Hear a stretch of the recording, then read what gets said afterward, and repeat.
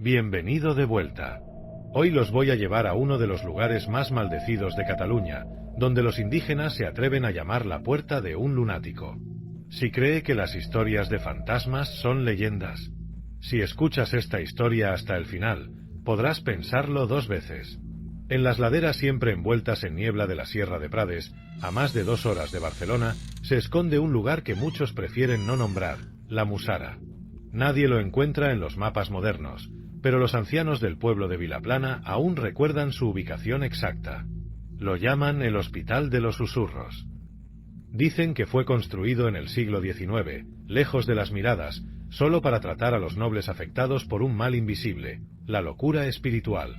No era una locura común. Según los archivos antiguos, los pacientes afirmaban hablar con voces que venían del bosque, oír campanas sin campanarios. Una mañana del 17 de junio de 1954, un campesino subió al monte para recolectar leña. Fue él quien dio la voz de alarma. Dentro del edificio no quedaba nadie. Ningún paciente, ningún médico. Solo camas perfectamente hechas, ropa doblada, tazas aún tibias con café. La policía vino, sí. Investigaron durante semanas. Pero no hallaron ni una sola huella fuera de lo esperado. Lo extraño es que las puertas no estaban forzadas. El hospital estaba cerrado por dentro. En una de las paredes había una frase escrita con carbón: el portal está abierto para siempre. Desde aquel día, nadie del pueblo se atrevió a subir más. Algunos juran que, por las noches, se oyen gritos desde la montaña. Otros dicen haber visto luces entre los árboles, como si alguien caminara con faroles dentro del bosque. Cada 17 de junio, los relojes de la iglesia del pueblo se detienen exactamente a las 3:17 de la madrugada. Siempre. A los forasteros que preguntan por la Mussara, los locales solo les responden con una advertencia: no entrees, no mires atrás. Y sobre todo, no escuches lo que no puedes ver. Porque según la leyenda, la Mussara no está abandonada. Solo espera. Y una vez que entras, el tiempo, tu nombre, incluso tu alma, desaparecen. Igual que todos los que cruzaron ese umbral maldito. En 2021, mientras las redes sociales se llenaban de retos virales sobre lugares embrujados, 4 jóvenes de Barcelona decidieron enfrentarse a uno de los más temidos, la Mussara. Marc, un blogger conocido por documentar sitios malditos, lideraba la expedición. Junto a él iban Lucía, su novia, Álvaro, el encargado de las cámaras, y Irene, estudiante de teología fascinada por lo oculto. Transmitían en directo mientras subían por el sendero boscoso, rodeado de árboles altos y niebla espesa. Entre risas y comentarios burlones, prometieron a sus miles de espectadores que pasarían la noche dentro del antiguo hospital abandonado para demostrar que todo era un mito. Aseguraban que no tenían miedo, que las historias eran solo invenciones de pueblo. Sin embargo, en el momento exacto en que sus pies cruzaron la entrada principal, todos los teléfonos del grupo cambiaron la fecha automáticamente a 17 de junio de 1954. Al principio pensaron que era una broma del sistema, pero los dispositivos comenzaron a fallar.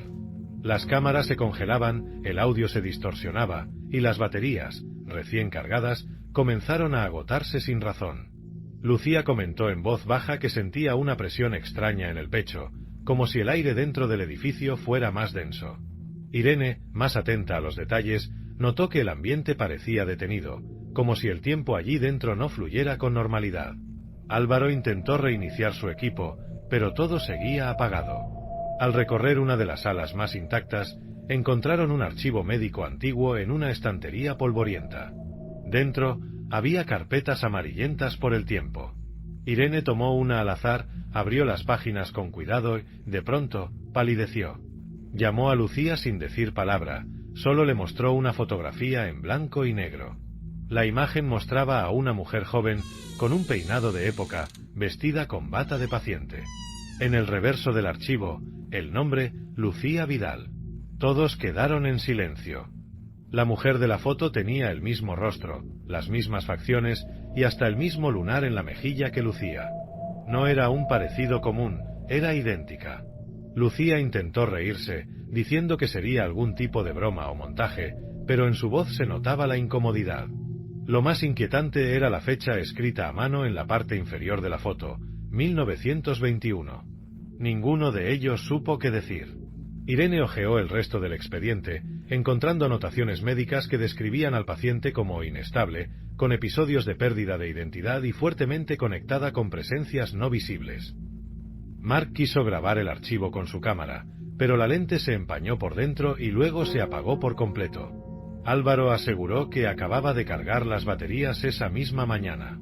Todos empezaron a sentir un frío inusual, a pesar de que el clima fuera del hospital era cálido.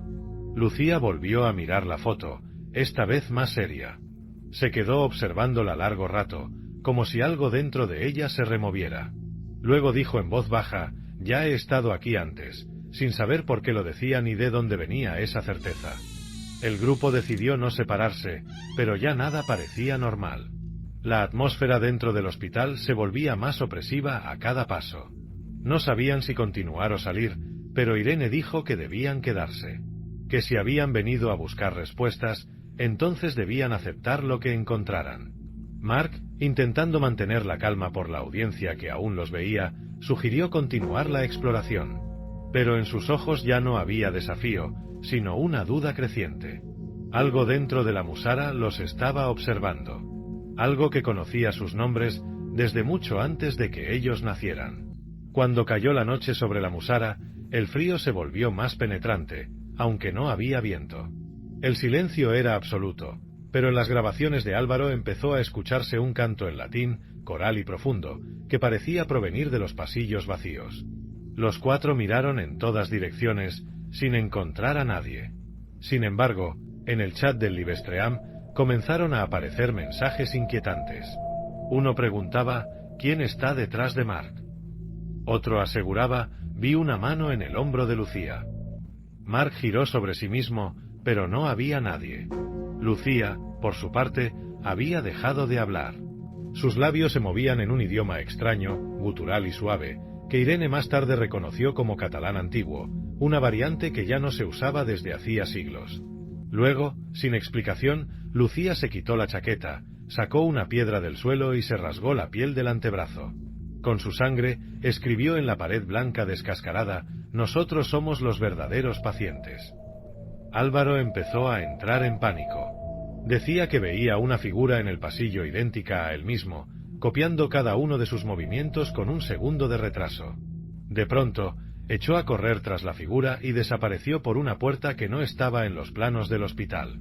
Irene se quedó sola en una de las salas. Mientras intentaba buscar señal con el móvil, su mirada cayó sobre la mesa de operaciones. Su nombre estaba allí, tallado con algo afilado, y la sangre aún estaba fresca. No supo cómo reaccionar. Las paredes comenzaron a cambiar. En lugar de ladrillos o pintura, aparecieron superficies reflectantes, como espejos irregulares. Pero no devolvían la imagen de quien los miraba. En su lugar, mostraban recuerdos distorsionados, momentos de la infancia, pero mezclados con rostros que no eran suyos. Mark se acercó a uno de los espejos y vio a su padre, muerto hacía años, gritándole sin sonido, con una expresión de desesperación. Lucía, al mirar en otro, vio su cuerpo sobre una camilla, con los ojos abiertos pero vacíos. Irene intentó romper un espejo con una piedra, pero el cristal no se rompió. Solo mostró su reflejo, y detrás de ella, a alguien más, con su misma ropa, pero sin rostro. Nadie dijo una palabra durante varios minutos. Era como si algo estuviera absorbiendo sus pensamientos, reordenando sus memorias, haciendo que dudaran de que era real. Fue entonces cuando Mark murmuró: «No estamos grabando esto. ¿Es esto lo que nos está grabando a nosotros?». Al amanecer, la policía encontró el coche de los 4 jóvenes de Barcelona estacionado junto al sendero que lleva a la Musara. El vehículo estaba intacto, con todas sus pertenencias dentro, pero no había señales de los chicos. Tras horas de búsqueda, solo recuperaron un dron estrellado entre los árboles. En su memoria había un único vídeo. Mark, con la mirada perdida y una voz que no parecía suya, decía que habían visto cosas que no pertenecían a este mundo, que ellos no estaban locos, solo que nunca se fueron de allí. El vídeo terminó abruptamente, sin mostrar qué ocurrió después. Las autoridades no encontraron más pistas y cerraron el caso por falta de pruebas. Pasaron 2 semanas sin noticias, hasta que Mark fue visto caminando descalzo por el mercado de la Boquería. Llevaba la cabeza rapada, hablaba en latín y tenía la ropa sucia. Al preguntarle su nombre, respondió con calma: Mateo Vives. Paciente número 087 inch. Desde ese día, nadie más volvió a ver a Lucía, Álvaro ni Irene.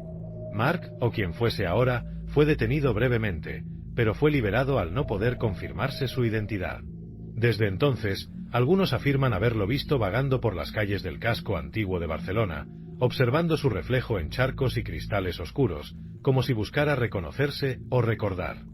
En Vilaplana, el miedo regresó. Los caminos hacia la Musara fueron sellados con piedras y cintas. Nadie osa acercarse. Se dice que, si ves un espejo antiguo en el bosque, jamás debes mirarlo, porque lo que refleja no es tu imagen, sino la parte de ti que quedó atrapada cuando cruzaste la puerta de un lugar que nunca debió volver a abrirse.